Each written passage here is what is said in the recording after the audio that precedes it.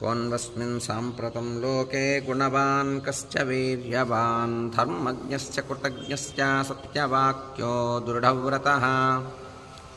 चारित्रेण च को युक्तः सर्वभूतेषु को हितः विद्वान् कः समर्थश्च कश्चैकप्रियदर्शनः आत्मवान् को जितक्रोधो द्युतिमान् को न सूयकः कस्य बिभ्यति देवाश्च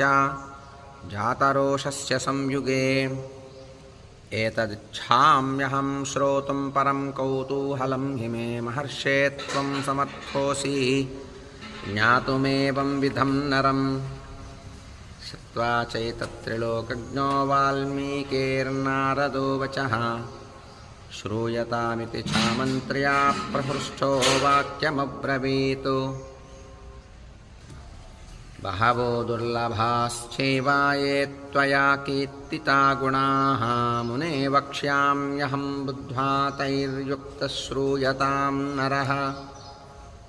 इक्ष्वाकुवंशप्रभवो रामो नाम जनैः श्रुतः नियतात्मा महावीर्यो द्युतिमान् धृतिमान् वसी बुद्धिमान् नीतिमान् वाङ्मे श्रीमान् शत्रुनिबर्हणः विपुलांसो महाबाहुः कम्बुग्रीवो महाहनुः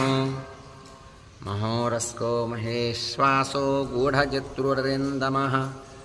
आजानुबाहुः सुशिराः सुललाटः सुविक्रमः समः समविभक्ताङ्गस्निग्धवर्णः प्रतापवान् पीनवक्षा विशालाक्षो लक्ष्मीवान् शुभलक्षणः धर्मज्ञः सत्यसन्धश्च प्रजानां च हिते रतः यशस्वी ज्ञानसम्पन्नः सुचिर्यस्वः समाधिमान् प्रजापतिसमः श्रीमान् धातारिपुनिषूदनः रक्षिता जीवलोकस्य धर्मस्य परिरक्षिता